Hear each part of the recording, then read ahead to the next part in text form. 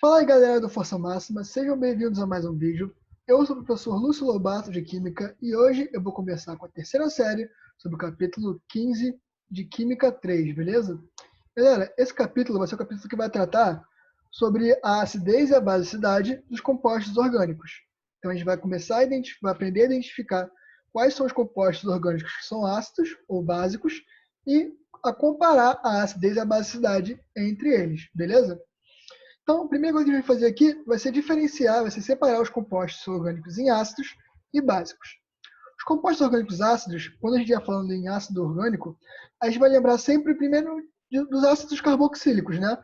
Até porque a palavra ácido já está no nome, ácido carboxílico, ok? Mas além do ácido carboxílico, a gente tem também os fenóis, ok? E os álcoois, sendo que os álcoois, eles são muito fracos, eles quase não têm caráter ácido. Então, a gente vai focar basicamente nos ácidos carboxílicos e nos fenóis, beleza?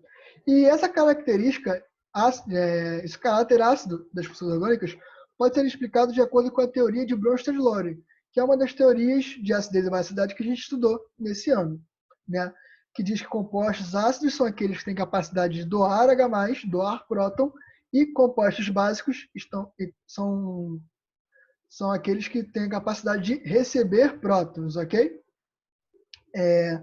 No caso aqui dos compostos ácidos na química orgânica, os ácidos carboxílicos e os fenóis têm maior facilidade em dar H+, em dar prótons. Por isso que a gente fala que eles são os principais compostos ácidos da química orgânica. Além disso, os compostos básicos na química orgânica são as aminas, ok? As aminas são os compostos que a gente vai chamar de compostos básicos na química orgânica. E a basicidade das aminas está relacionada ao conceito de acidez e basicidade de Lewis, que é aquele que bases são compostos que têm par de elétrons para serem doados, né? No caso das aminas, o nitrogênio do grupo amino vai ter o par de elétrons livre, que vai ter a capacidade de ser doado, beleza? Então, compostos ácidos, álcoois, fenóis, aliás, perdão, ácidos carboxílicos, fenóis e álcoois, compostos básicos, as aminas. Tranquilo? Um segundo conceito que é bem importante a gente entender é o conceito de efeito indutivo, que é que ele está relacionado aos elétrons das ligações sigma da minha cadeia, né? A capacidade que alguns grupos têm de atrair ou de repelir esses elétrons. O primeiro aqui que a gente vai chamar que a gente vai olhar é o efeito indutivo negativo ou efeito indutivo eletroatraente, que é representado pelo esse I menos aqui, I menos de efeito indutivo negativo. E esse efeito indutivo é o efeito onde eu vou ter um grupo que tem a capacidade de atrair elétrons, beleza? Ele vai retirar elétrons da minha cadeia carbônica. Ele vai sempre puxar os elétrons da minha cadeia carbônica. E esses grupos são basicamente esses grupos aqui, ó. O flúor, o cloro, o bromo e iodo, o grupo nitro, a hidroxila, o grupo ciano, a carboxila, o SO3H, vinil, fenil e outros. Então, esses grupos aqui são os grupos que têm capacidade de atrair elétrons da minha cadeia. Já o efeito indutivo positivo, ou efeito eletrodoador, ou ainda eletrorrepelente, que é representado pelo I+, é o efeito causado por aqueles grupos que têm capacidade de repelir elétrons, de doar elétrons para a minha cadeia. Dentre esses grupos aqui, com efeito indutivo positivo, a gente tem as cadeias carbônicas, o metil, etil, propil e etc. Ou seja, os radicais orgânicos, né, as cadeias carbônicas, os radicais de carbono, são grupos que têm efeito indutivo positivo em sua maioria. Beleza? Passando agora aqui, vamos começar a analisar mais a fundo os compostos, começando pela acidez. Então, como eu falei para vocês, aqui a gente tem a ordem de acidez dos compostos orgânicos, que são os ácidos carboxílicos em primeiro, depois os fenóis, depois a água e depois os álcoois. A água está aqui para vocês terem uma ideia do quão fracos são os álcoois, beleza? Então, os compostos mais ácidos, em sua maioria, são os ácidos carboxílicos, seguidos pelos fenóis, depois a água e depois os álcoois. E aí, para a gente entender a acidez química orgânica, a gente precisa lembrar lá da química 2, se não me engano, que é o Ka, que é a constante de acidez. Quanto maior o Ka de uma substância, mais ácida ela é. Então aqui a gente tem a ordem, a gente tem aqui o exemplo de várias substâncias orgânicas, um ácido carboxílico, um fenol, a água e um álcool. Né? Aqui tem um pequeno erro. O expoente desses carinhas aqui, ó, o expoente desses carinhas aqui que eu vou circular agora para vocês verem, aqui, ó, o expoente desses carinhas aqui, do Ka, é negativo, beleza? Aqui está positivo, mas o certo é ser negativo. E aí a gente consegue chegar à seguinte conclusão. O Ka do ácido acético é o maior, logo ele é o mais ácido. O Ka do fenol é o segundo maior, logo ele é o segundo mais ácido.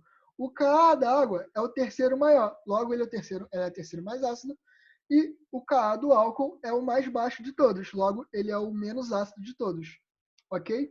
Como eu falei, o Ka é a chamada constante de acidez. E ela está relacionada diretamente à capacidade da minha substância de conseguir liberar H+, de conseguir formar esse cara aqui, que é o íon hidrônio, que é quem determina a acidez do meu composto. Quanto maior o Ka, maior a constante de ionização, né? Então, mais deslocado esse equilíbrio vai estar aqui, ó, para a direita. O que eu quero dizer com isso? Eu quero dizer que quanto maior o Ka, mais eu vou ter a formação dos produtos aqui, que nesse caso é o H3O+, que é o responsável pela acidez, e uma base conjugada. Então, quanto mais H3O+ eu tenho, mais ácido é o meu composto. Quanto mais H3O+ eu tenho, mais ácido é o meu composto e maior vai ser o Ka. Logo, quanto maior o Ka do meu composto, mais ácido ele é. Dando uma aprofundada nas funções orgânicas que têm caráter ácido, a gente vai falar aqui agora dos ácidos carboxílicos. Né? A gente vai aprender a comparar a acidez dos ácidos carboxílicos. Primeira coisa que você vai ter que se atentar aqui é ao tamanho da cadeia carbônica. Repara uma coisa aqui. Quanto menor a cadeia carbônica, maior a acidez. Quanto menor a cadeia carbônica, maior a acidez. Então, repara numa coisa aqui. Desse composto aqui que vai estar em verde para esse composto aqui que vai estar em vermelho, eu fiz o quê? Eu aumentei a minha cadeia carbônica. Então, se eu aumentei a cadeia carbônica, eu acrescentei grupos. Lembra? Aqui, ó, grupos que são eletrorrepelentes. Dessa forma, olha o que vai acontecer. Esses grupos aqui eletrorrepelentes vão estar doando densidade eletrônica para a minha hidroxila. Quando eu dou densidade eletrônica para a hidroxila, se torna mais difícil do H+ ser liberado. Se é mais difícil do H+ ser liberado, meu composto vai ser menos ácido. Então, aqui, ó, nesse caso, para ácidos carboxílicos, quando eu aumento a cadeia carbônica, eu diminuo a acidez. Então, repara, esse cara aqui da esquerda tem uma cadeia carbônica maior, então ele vai uma cadeia carbônica menor, desculpa, então ele vai ser mais ácido. Enquanto que esse cara aqui tem uma cadeia carbônica maior, então ele vai ser menos ácido, beleza? Isso está diretamente relacionado ao efeito eletrodoador, a existência dos grupos aqui que tem efeito indutivo positivo, que doam elétrons para a hidroxila. Ok? Segunda coisa para a gente se atentar aqui é a quantidade de grupos eletroatraentes ou eletrorretiradores. Olha aqui. Nesse exemplo aqui, eu estou comparando grupos com quantidades diferentes, comparando moléculas com quantidades diferentes de grupos retiradores de elétron. Repara que a molécula que está com maior acidez é a molécula que tem aqui a maior quantidade de grupos eletrorretiradores. Isso acontece porque quanto mais elétrons, mais grupos eletrorretiradores eu tiver na minha molécula, esses grupos eletrorretiradores vão estar atraindo os elétrons por efeito indutivo da minha hidroxila. Quando eu retiro elétrons da hidroxila, eu facilito a liberação do H+. Então esse cara aqui acaba ficando mais ácido. Repara aqui que no segundo colocado, em questão de acidez, eu tenho apenas um grupo eletrorretirador, enquanto que no terceiro eu não tenho nenhum. Então, quanto maior o número de grupos eletrorretiradores, maior é a acidez do meu composto. Ok? Esse é o segundo fator para a gente analisar a acidez. E além disso, nosso terceiro fator é a proximidade dos grupos eletrorretiradores. Quanto mais próximo o meu grupo eletrorretirador tiver da minha hidroxila, mais ácido vai ser meu composto. Então, repara aqui, nessa primeira molécula, o meu grupo eletrorretirador, que é o nitro, está no carbono vizinho ao carbono que está ligado à carboxila. Esse NO2 está ligado no carbono vizinho ao carbono onde está ligado a carboxila, ok? A carboxila. Então, quando eu comparar com a minha segunda molécula aqui, onde entre o meu grupo nitro e a minha carboxila eu tenho outros carbonos aqui, ó, está mais distante, você consegue reparar, eu vou ter uma maior acidez no meu primeiro composto, porque o efeito indutivo depende da distância que o meu grupo eletrorreteador está da minha carboxila. Nesse caso aqui, no primeiro caso aqui da esquerda, como o grupo nitro está mais próximo da hidroxila, o efeito indutivo aqui vai ser maior, então a minha acidez é maior. O meu Ka vai ser maior. Enquanto aqui no segundo caso, como está mais distante, o meu Ka vai ser menor e a minha acidez também vai ser menor. Fechado? Até aqui, tudo tranquilo. Vamos dar uma estudada agora no caráter ácido dos fenóis. A gente viu aqui que nos ácidos carboxílicos, a carboxila consegue doar esse H+ aqui, né, do OH da carboxila. Então, esse OH aqui consegue doar e formar OH3O+. No caso dos fenóis, vai acontecer o seguinte. A minha hidroxila do fenol aqui vai conseguir doar o elétron para a água e formar o H3O+. Então, é daí que vem o caráter ácido do meu fenol. Vem da doação do H+, da hidroxila do fenol, para a água, formando o H3O+, que é o responsável pela acidez, ok? E aí, apesar dos fenóis possuírem um caráter ácido um pouco mais fraco, os ácidos carboxílicos, eles ainda são ácidos e eles conseguem reagir com bases fortes, dando origem ao que a gente chama de fenóxidos ou fenolatos. Então, os fenóis têm caráter ácido, né, não tão forte quanto os ácidos carboxílicos, mas fortes. E os fenóis conseguem reagir com bases fortes, beleza? Formando sal e água, onde esse sal são os chamados fenolatos ou fenóxidos, beleza? São moléculas, que são compostos de caráter iônicos, já que são sais, ok? Os álcoois são, agora passando para o nosso terceiro tópico de acidez, são substâncias que se ionizam muito pouco na presença de água. Então, os álcoois são ácidos muito, muito, muito fracos. E a acidez dele está relacionada à polaridade da ligação OH.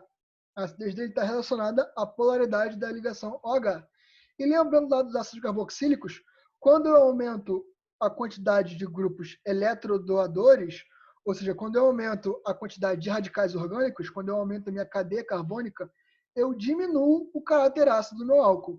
Então, repara nessa linha de comparação, o que eu tenho é o seguinte: o álcool de cadeia carbônica mais curta tem caráter ácido maior, aqui ó, o álcool de cadeia carbônica mais curta tem caráter ácido maior que o álcool de cadeia carbônica mais longa, está vendo aqui? Então, conforme eu aumento a cadeia carbônica, eu diminuo o caráter ácido do meu álcool. Quando eu aumento a cadeia carbônica, eu diminuo o caráter ácido do meu álcool. De maneira geral, então, galera, a gente pode colocar essa ordem aqui. Ó. Ácidos carboxílicos são mais ácidos que fenóis, que são mais ácidos que álcoois. Ok? Então, esse aqui foi a parte dedicada à acidez de compostos orgânicos. Partindo agora para o nosso próximo tópico, a gente tem a basicidade na química orgânica. Como eu falei para vocês, os compostos básicos na química orgânica são as aminas, ok? As aminas são os compostos básicos da química orgânica. E essa basicidade das aminas, ela pode ser explicada por esse par de elétrons livres que a gente tem aqui, ó, no grupo NH, né, no nitrogênio da amina, no grupo amino. Esse par de elétrons ali, ele consegue sempre se ligar ao H+, né, que é exatamente o conceito que a gente tem de basicidade de Bronsted-Lowry. Né? Ter par de elétrons livre para doar é ser uma base de Bronsted-Lowry. Então, as aminas são a basicidade, aliás, são as substâncias básicas da química orgânica. Né? São as substâncias que apresentam caráter básico na química orgânica. Além disso, a gente precisa entender também a ordem, ok? A ordem de crescente de basicidade das químicas orgânicas, das aminas. Repara uma coisa. Lembra que a gente estudou os grupos que são eletrodoadores? Então, quanto mais satisfeito o nitrogênio tiver de elétrons, mais disponível esse par de elétrons dele vai estar para doação. Ou seja, quanto mais grupos eletrodoadores eu tiver ligados ao nitrogênio, mais fácil vai ser desse nitrogênio doar esse par de elétrons. Se é mais fácil do meu nitrogênio doar esse par de elétrons, ele vai ser, por consequência, mais básico. Então aqui, ó, aminas primárias, né, a ordem que a gente imagina que aconteça é o seguinte: a gente imagina que aminas primárias sejam menos básicas, né, enquanto que aminas secundárias sejam um pouco mais básicas e que aminas terciárias sejam muito mais básicas. No entanto, não é isso que a gente observa. A gente observa essa ordem aqui, ó, que eu vou mostrar para vocês. A gente observa essa ordem aqui. Espera aí. A gente observa essa ordem aqui. Eu já vou falar da última parte dela, mas vamos focar nessa parte aqui que eu circulei. Ok? Acontece o seguinte. Aqui. Repara, a amina secundária, de fato, tem basicidade maior que a amina primária. No entanto, a gente consegue ver aqui que a amina terciária é uma base mais fraca que a amina primária, apesar de ter mais grupos eletrodoadores. Por que isso acontece? Isso acontece por causa de um impedimento espacial. Esses grupos aqui, essas cadeias carbônicas ligadas ao nitrogênio, elas ocupam espaço, de forma que elas dificultam a aproximação de quem vai receber esse par de elétrons. Então, como esses grupos aqui ocupam espaço, eles dificultam a aproximação do grupo que vai receber o par de elétrons. Logo, é mais difícil da amina terciária doar o par de elétrons, então a basicidade dela é menor. Então, a ordem acaba ficando da seguinte maneira: as aminas secundárias são as mais básicas, já que eu tenho aqui dois grupos doadores de elétrons para o nitrogênio, que não são suficientes para dificultar a doação do par, né? Eles acabam facilitando o par devido ao efeito indutivo positivo, seguidas da amina primária, que tem ali um grupo eletrodoador, mas que tem menos grupos eletrodoadores que a amina secundária, seguidas pela amina terciária, que tem a basicidade menor que as aminas primárias devido ao impedimento estérico, que é chamado, ao impedimento espacial da doação do par de elétrons, seguida do NH3, da amônia, que não tem nenhum grupo eletrodoador ligado ao nitrogênio. Então, aquele par de elétrons ali, o nitrogênio, não recebe estabilização de nenhum grupo eletrodoador, fazendo com que seu par de elétrons seja um pouco mais complicado de ser doado. Ok? Ah, professor, e essas aminas aqui aromáticas que estão aqui na última parte? Por que elas estão ali? Bom, as aminas aromáticas sofrem do efeito chamado de ressonância, ok? As aminas aromáticas sofrem do efeito chamado de ressonância. O par de elétrons do nitrogênio das aminas aromáticas, ele está sendo utilizado aqui, ó, que vocês podem ver aqui, para fazer ressonância com o anel aromático. Então, esse par de elétrons aqui, a gente fala que ele está deslocalizado. Esse par de elétrons aqui, a gente fala que ele está deslocalizado. Ele está dando a volta por todo o anel aromático em híbridos de ressonância. Se esse par de elétrons ali está deslocalizado, isso significa que vai ser mais complicado para as aminas aromáticas doarem esse par de elétrons. Logo, a basicidade deles vai lá para baixo. Portanto, essa aqui é a nossa ordem crescente de basicidade. As aminas aromáticas são a mais baixa, têm a mais baixa basicidade de todas, devido ao efeito de ressonância do par de elétrons do nitrogênio no anel aromático. Em seguida vem a amônia, depois vem as aminas terciárias, que não têm uma basicidade muito alta devido ao impedimento espacial. Depois vem as aminas primárias, que têm grupos eletrodoadores, tem um efeito indutivo positivo ali, mas que é mais baixo comparado com o primeiro lugar em basicidade, que são as aminas secundárias, que tem ali dois grupos eletrodoadores, que acabam fazendo que esse par de elétrons do nitrogênio aqui possa ser facilmente doado. Beleza? Por fim, nosso último tópico aqui do módulo são as amidas. As amidas, elas não apresentam nem caráter básico, nem ácido. Elas geralmente são classificadas como substâncias neutras. Isso acontece devido à ressonância, aqui, ó, ressonância do par de elétrons do nitrogênio com os elétrons da dupla ligação com o oxigênio. Acontece aqui o seguinte, esse par de elétrons aqui, do nitrogênio, forma uma ligação dupla entre o carbono da C-O e o nitrogênio, e a ligação dupla entre o carbono e o oxigênio, o par de elétrons aqui da ligação dupla entra no oxigênio. Isso aqui é um efeito ressonante. Então, acontece o contrário também. Esse par de elétrons que estava no oxigênio aqui volta para a ligação dupla, e a ligação dupla entre o carbono e o nitrogênio se desfaz com esse par de elétrons voltando para o nitrogênio. Como esse par de elétrons do nitrogênio está envolvido ali na ressonância, acontece o seguinte, acontece que esse par de elétrons está menos disponível e a basicidade das amidas acaba sendo bem baixa, fazendo com que elas não apresentem caráter básico. Beleza? Bom, galera, essa foi nossa aulinha de hoje. Espero que vocês tenham gostado e entendido. Qualquer coisa, não deixem de conferir nossa aula ao vivo, onde vão ser retiradas dúvidas e resolvidos exercícios desse módulo, beleza? Desejo a todos vocês bons estudos, desejo que vocês fiquem em casa se cuidando, beleza? Um forte abraço e tchau, tchau.